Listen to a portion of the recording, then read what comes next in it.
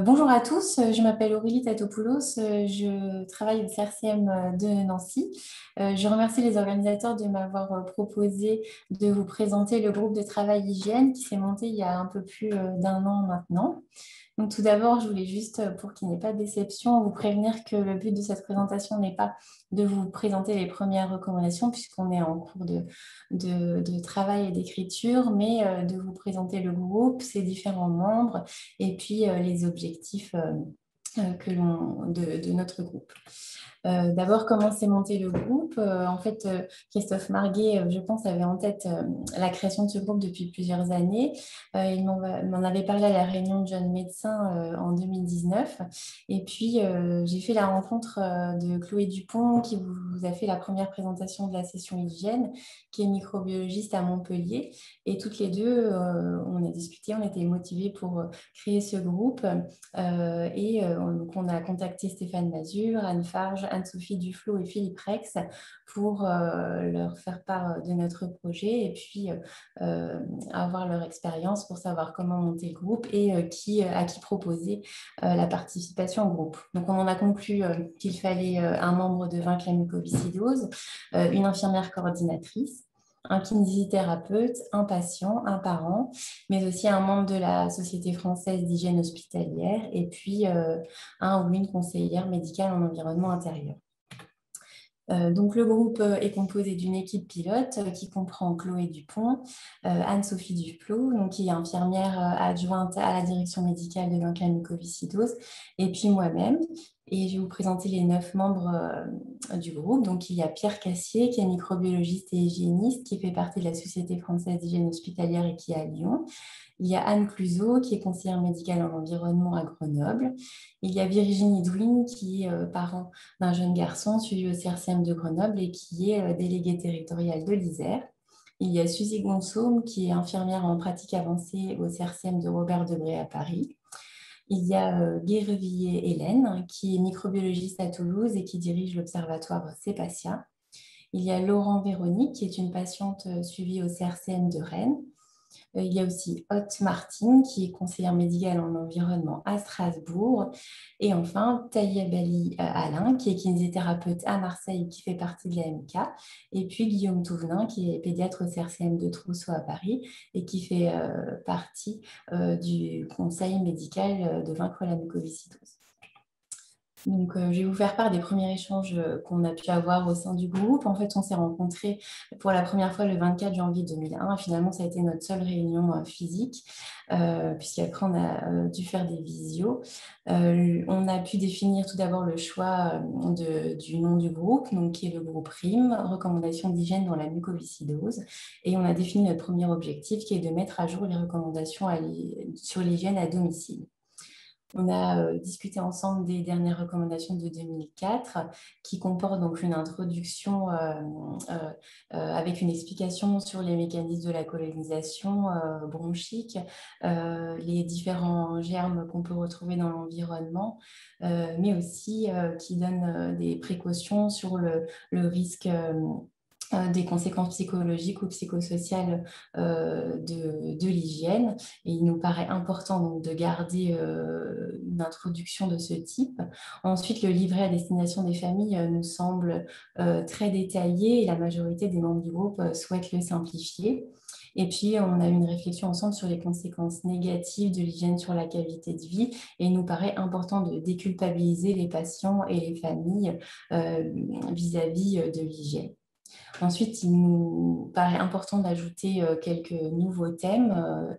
Il y a des nouvelles données scientifiques qui sont parues depuis 2004 et puis des nouvelles habitudes de vie qui sont à prendre en compte. On a ensuite réfléchi sur un questionnaire qu'on aurait pu proposer aux familles et aux patients pour avoir un retour sur leur questionnement sur l'hygiène, mais ça nous paraissait être un travail vraiment très chronophage et on a décidé d'utiliser d'autres moyens de recueil. Anne-Sophie Duflo a donc pu utiliser le site eCorn, qui est donc un site européen qui permet d'avoir aux familles et aux patients de poser des questions et d'avoir un avis d'expert sur ce site internet. Et donc, elle a listé les questions et les réponses en rapport avec la thématique de l'hygiène. Véronique a aussi recueilli sur les forums d'échange et les réseaux sociaux les différentes questions de cette thématique. Et puis, on en a donc sorti 4 thèmes qui nous paraissent importants. Donc, le premier thème à la maison, le deuxième loisirs et environnement, le troisième qui est l'hygiène de base et le dernier l'hygiène des soins.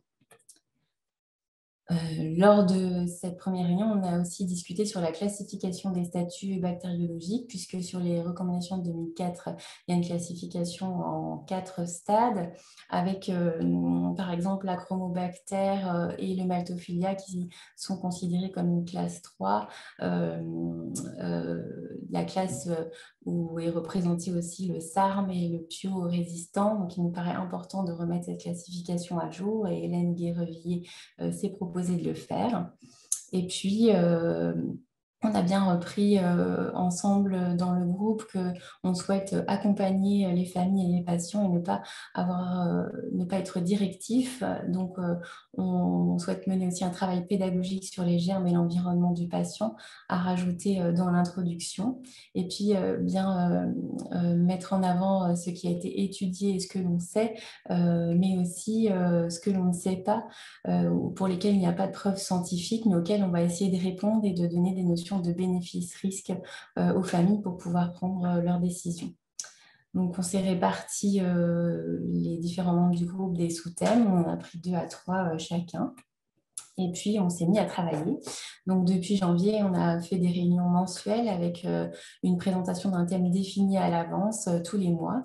Cette présentation avait des références bibliographiques en rapport avec le thème et nous permet ensuite tous ensemble de discuter sur d'autres documents sources que d'autres membres pourraient retrouver. Et on écrit à la fin un résumé détaillé de nos échanges.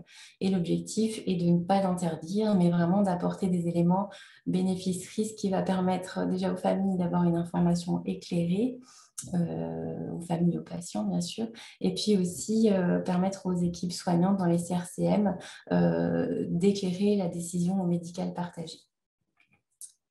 Quelles vont être les prochaines étapes du groupe? Déjà, pour l'année 2021, ça va être de poursuivre le travail de recherche bibliographique pour chaque sous-thème. Et puis, je pense à partir de début 2022, de commencer l'écriture des livrets, donc un livret famille, un livret soignant. Après, on réfléchit à faire une annexe plus détaillée pour les familles et donc avoir un premier livret qui soit relativement succinct. On souhaite prendre en compte la dimension psychologique et psychosociale et intégrer une psychologue lors de la phase de relecture des documents. Et donc, ces documents sont relus par un groupe de relecteurs volontaires dont on fera appel le moment venu.